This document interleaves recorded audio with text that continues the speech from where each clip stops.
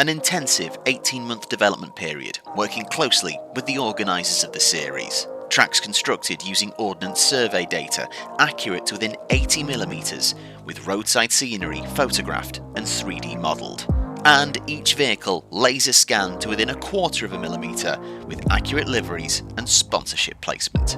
No, that was not the marketing spiel of the next big thing in sim racing, which would release in early access with 3 cars, 1 track and a 4-year development programme before reaching version 1.0. That was in fact what Codemasters went through in creating TOCA Touring Car Championship, one of the racing games of the original PlayStation era.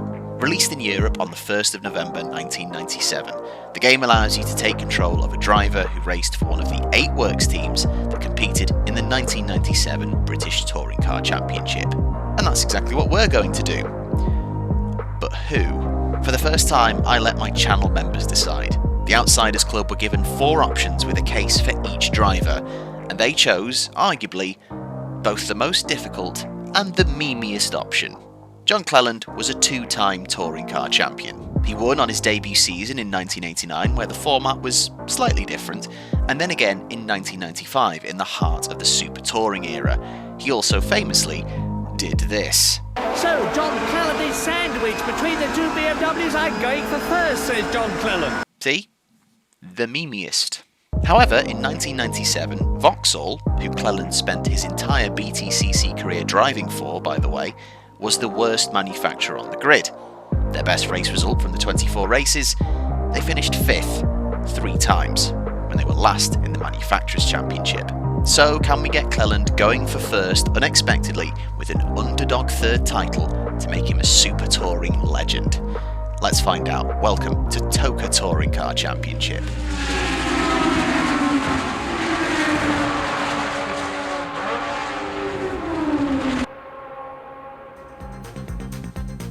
The appearance of a TOCA game on this channel has been long overdue, so let's get into it.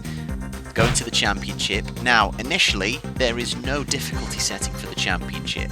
There is simply just the choice between short and full. And I'm going to go with the short championship for the simple reason that in the game manual it says, if you manage to complete the championship, a harder challenge awaits you. So that makes me think there is like a hard or expert difficulty that you unlock. So I will save the full championship for if we maybe need to come back and do a hard mode season. For now, we'll do short championship and see what challenge the game presents us. Obviously the name is John Cleland. 2 interesting points here. You can't control which driver you replace in the team. So it's a good job you guys picked John Cleland, because if say you'd picked Anthony Reid for Nissan, who's the 2nd driver in the team, I wouldn't have been able to do it. The other point of contention is all the names in this game are written with like first name, dot, last name, and you can't put a dot in the name entry, which annoys me because I like the consistency of having a consistent naming convention. So it will annoy me every time I see our name without a dot and the rest of the grid with dots. Does anyone relate to this problem? There's something wrong with you, Han. And obviously we are going to pick Vauxhall Vectra, manual gears. And off we go to rounds 1 and 2. Format of the weekend, 2 races at each venue. Qualifying, race, qualifying, race. Simple as that. Welcome to the 1997 TOCA Touring Car Championship. The Vauxhall team may be the ones to watch this season with their new driver looking to impress. The first meeting this year brings us to Donington Park. Qualifying for the first race has started, so let's check it out. Okay, I'm going to move to the bonnet cam. And off we go. A couple of points of contention there, though, with Tiff Nadell, who makes another appearance on the channel after being in Le Mans 24 Hours. What an Yeah, Vauxhall team definitely not the team to watch. The Vectra was not the one this season. Also, he's going to keep referring to us as the new driver, but we're being John Cleland, who is in his 9th season at this point. He's about to start his 9th season in touring cars. So that first lap was a bit of a write-off. I'm using the analog controls, but could use digital if I want. Honestly, in testing, I don't know which I prefer, because either way, the steering is very sensitive, like hypersensitive. Like, considering I'm also playing Formula 199 at the time, where the steering in that is quite heavy, it's a bit of an adjustment moving between the two, to heavy steering, lots of downforce, and this steering with not that much downforce. Like, there are moments where I will just randomly lose the car, and I'm still getting the hang of it. I still don't fully understand where the limit is on how much I can throw the car around. Also, the grass, if you get on the grass, it will slow you right down and usually throw you into a spin, so no cheeky shortcuts here, it won't work.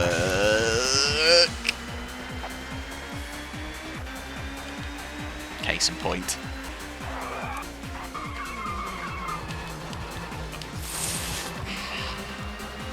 No. So it is down to the final lap, because those first two were really untidy.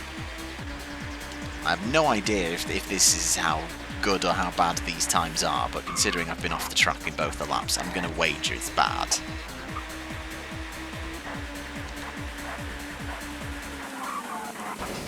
Oh no, I just put a wheel on the grass then. Ah, shit. Yeah, it's not an improvement. Okay, let's see what the damage is.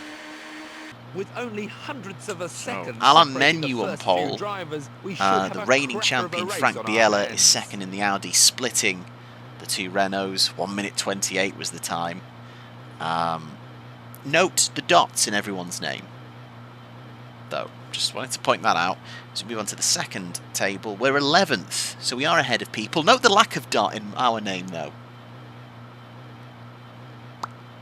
Annoying. We are ahead of our teammate by 9 seconds. Bloody hell, the drop-off is huge. 2 people in the 2 minutes. Well, the cars are now lined up Straight into it. We need to get 20 points at this venue, which I will go into in a minute. We've got 6 laps. Let's just get a good start.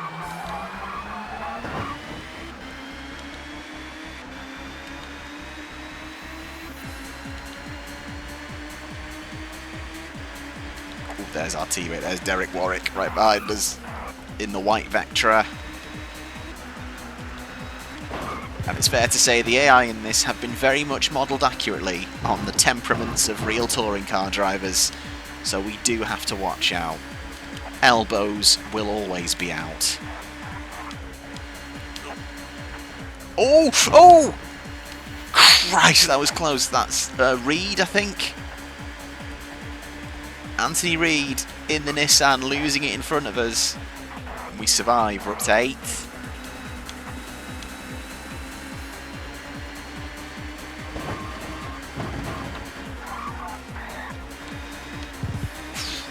It's Rickard Rydell. Hard on the brakes there. There's Rydell. Nowhere to go.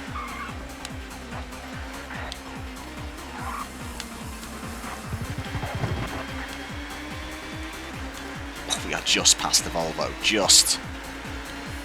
There's the champion, Biella, who's dropped massively. Going to go 3 wide into the hairpin. Oh! Hello. Oh, that's what we want to see. Hello, Biella. Let's get into the spirit, shall we? Yes. 2 Renaults, though, up into the lead. Oh! He's done it again. You cheeky little bat. 1 lap in, and we've captured the vibe of the Super Touring era. British touring cars. Let's go. Yeah, the game came out in November. The last event in this season was in September, so they had plenty of time to make sure the performance was modelled accurately. And yeah, in the early part of the season, Renault were very dominant. In both of these first 2 races, Plato on pole, Menu the winner, and I think it was comfortably so for Menu as well in those races. They have not gapped the field massively yet, though.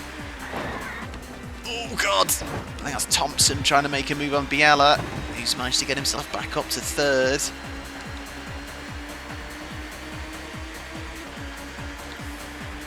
We shall use the slipstream, and we shall wait. Oh, he goes defensive! Oh my god! Thompson.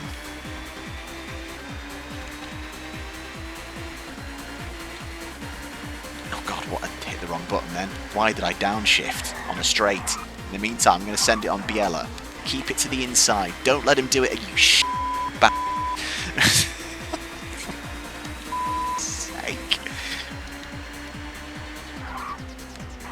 Thompson on Biella. Oh, no, come on. I'm going to go around the outside of one. Oh, no. Nearly get tipped by Thompson. Obviously, if we were to finish 4th, I'd be very happy with that. But as you saw at the beginning, we need to score at least 20 points at this venue to continue. And that is kind of one of my only criticisms, at least at the minute, I have of the 2 TOCA games, the first 2. And it is that you need to meet a minimum point threshold throughout the season to be able to carry on. And oh, we lose it through clearways. Oh, no. That's bad. We're down to 6th. We need to push now. Oh god, I don't like having to push because then it means I'm going to make more mistakes because I'm still not super confident with how this car handles. We've got to go. Yeah, so basically it goes up by 20 points per race in this game. So we need to score at least 20 points in rounds 1 and 2 at Donington to be able to carry on. And then we need to have scored at least 40 by the end of rounds 3 and 4. 60 by the ends of rounds 5 and 6, and so on. And I don't like that. I want to be able to have bad weekends and carry on. Let me finish a whole season and finish 5th, but, you know, just let me have those stories and those moments. So I kind of hate the fact that it's forcing us to kind of be at the top. That being said, I've just come out of a NASCAR season where my consistency was terrible and it was all or nothing, and I've always been shit at consistency, so maybe it would be good to learn that skill through this game. So, every clown, I suppose. But yeah, we need to score at least 20 points. It's 15 for a win. You get 1 point for pole. So yeah, even though I'd be happy with, like, finishing, you know, even 6th on the debut would be fine. But then it's the pressure of scoring the points to get through the round.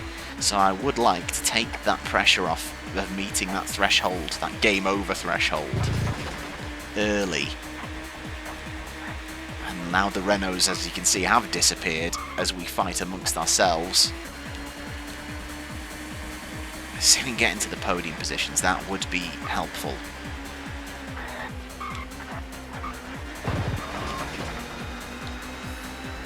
Okay, me and Thompson have had words. Me and Biella have had words. Oh, I'm stuck between the two of them.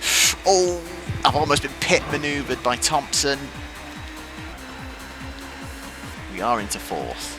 And once again, we're approaching Biella up to this part of the track, the Grand Prix section. Let's try around here. Oh, what an absolute beauty. Hello. Okay. The Renaults are together. The Renaults are fighting each other. Ooh, that's it. You guys fight each other. We might still have a chance at winning. 2 laps to go. One of them going defensive. I'll try and work out who it is based on the number on the side. I won't, because we've absolutely blown them to smithereens. It's not a choice of phrase, that, I admit, for making a good overtake. Blowing them to smithereens. I'm not a pirate. What are we doing? I'm going to hazard a guess it's Alain Menu up ahead. That's going to be my take.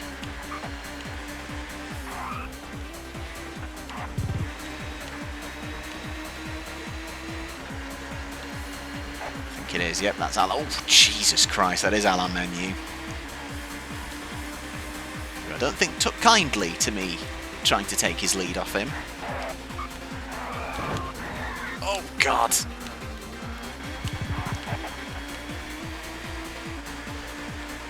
Come on. Send. Oh, lock up the brakes, go wide. Yeah, what a surprise. I kind of saw that coming.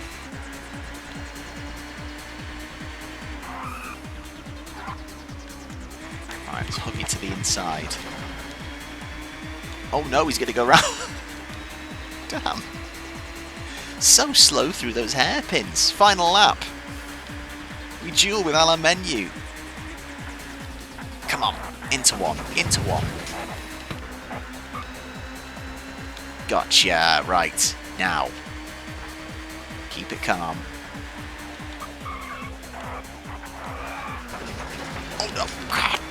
This is what I mean. This is what I mean. It's so twitch. For fuck's sake. Just when I think I understand the steering, I just get a little bit of a twitch, get a little bit overconfident.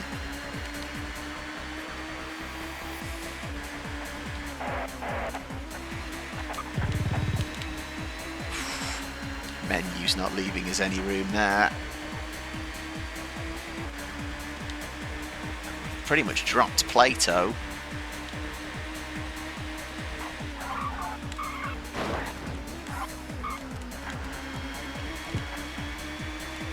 Corners to go. Gonna have to try and make it stick through one of these hairpins, which I haven't been doing all race. He leaves the door open. Oh, I've just gone so deep again.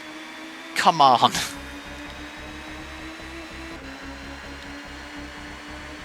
Come on, final corner, final corner.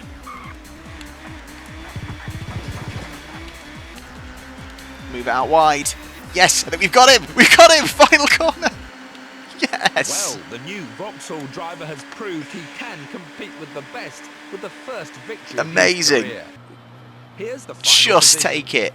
Apparently the gap was 3 seconds across the line. Didn't seem like he was that far behind me. Anyway, Menu from Plato, Thompson, Biella, Rydell, Tarquini and Bincliffe are in the top 8. David Leslie and Kelvin Burt wrap out the top 10. Derek Warwick, our teammate, is in 12th behind Tim Harvey. And I'm going to avoid saying going for first every time Cleland gets a win because it will get tiresome. But we got first. Straight into qualifying session number 2. Here we go. Seems unlikely that I'm going to be able to get pole because I was nowhere near the 1 minute 28s. But hopefully, if I can just at least put together one lap without a mistake, we can start a little bit higher. Whoa!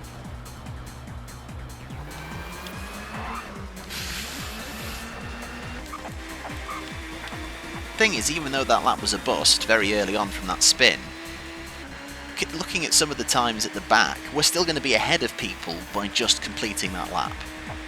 I feel like the field spread is maybe slightly a bit too wide in that sense. I don't think I should have out-qualified anyone with that lap.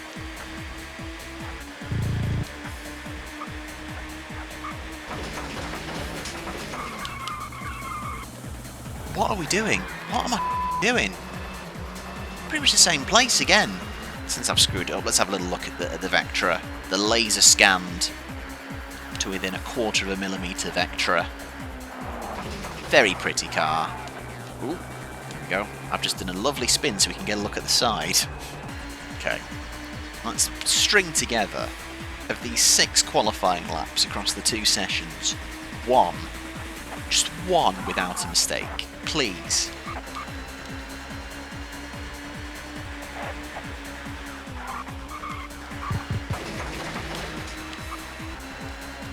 Okay, it's not the end of the world, it's fine-ish.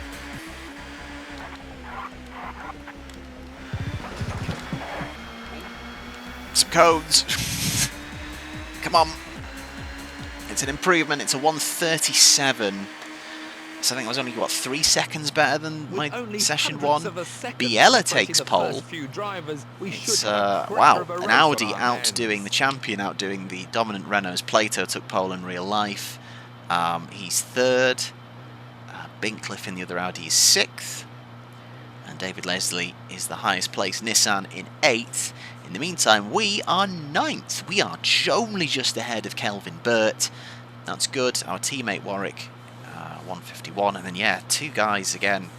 Will Hoy and Patrick Watts. Over 2 minutes to get around Donington Park. Hang your heads in shame. We need 5 points, which is 6th minimum. But for now, let's see what we can do to the championship as well. It's a bad start though. Burt has jumped us. Need to work on the starts, clearly. Oh, Peugeot being bump drafted by Derek Warwick of all people up the inside. Derek, are you on my side or not? Oof. Oh, hello. Oh no! Rydell and Burt come together and cause an absolute traffic jam. And we're up to the position we need to carry on the season at least. in the meantime, Biella has held the lead. Oh my god. Nearly snaps then. But we hang on, and I feel like Biella is a cork in the bottle. As everyone's grouped behind the two Hondas. Thompson behind Tarquini. That was a silly off-track moment though, and that brings Rydell back towards us. Oh, we managed to style that out. I think we might be round Thompson. We are. Ooh, big defensive move. Oh my goodness. The Renaults have managed to swamp Biella. Biella's gone from first to fourth. Thought we were going to have someone going off and into a spin then, but everyone's held it together. I'll try and send it round Biella at the hairpin. We know how badly that usually goes. Oh. Yeah, Biella's held on. I'm shocked, stunned, I tell you. Oh god, Biella goes for a move on Tarquini. I'm going to go to the outside, sod it. All the way around the outside. Oh yes, we're past. Brilliant. Renault here. Is that Plato? It is Plato. Menus once again. Oh dear me, we've just been hit. Sideswiped by Plato. But we're through. We survive, and once again, much quicker this time, it has to be said. We are up towards Alain Menu at the top.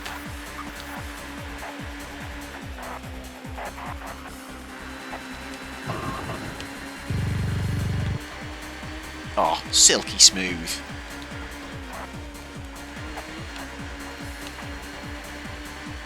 Absolutely beautiful. I'll just match my qualifying, just behind my qualifying time with that lap. Oh, we're flying now. That isn't a little inconsistency. They were lapping 1 minute 28 in qualifying. I don't feel like qualifying trim and race trim is going to be that different to the point where we're driving away doing like 10 seconds a lap slow. Slight game inconsistency there, it has to be said. Maybe that's the harder challenge you unlock when you beat the championship. Their qualifying pace and race pace are the same. Now, if you're thinking this is going to be an easy season based on the fact that, you know, I've just managed to scrape a win and we seem to be very dominant in race 2, believe me, when it comes to the different tracks across this season, they are not all going to be as straightforward as this one. I think Brands Hatch Indy in particular is going to be frustrating.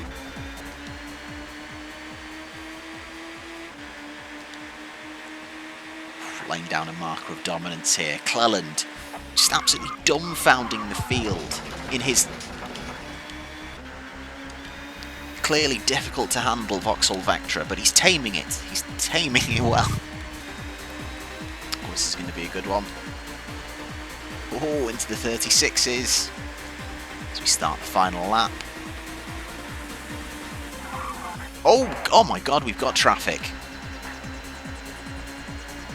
We've got a couple of Peugeots. We've got a Nissan all the way back here, and the Fords.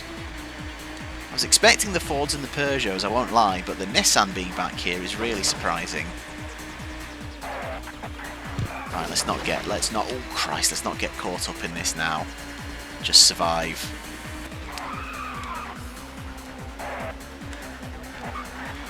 Ooh, don't you dare lose it in front of me. Relax. Who's that? I think that's Reed. Or is that Leslie? Can't remember which number's which now. And there's Derek Warwick. There's our teammate, I think, in the white Vauxhall, dueling with the Ford. But we could stay clear of it.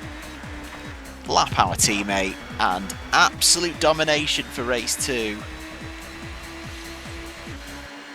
Perfect start. We score 30 points out of a possible 32. takes a bit of the pressure off for that points threshold. We finished 30 seconds clear of Alain Menu. Jason Plato third. Biella has to settle for fifth after starting on pole in the end. Tarquini, Rydell and Bincliffe round out the top 8.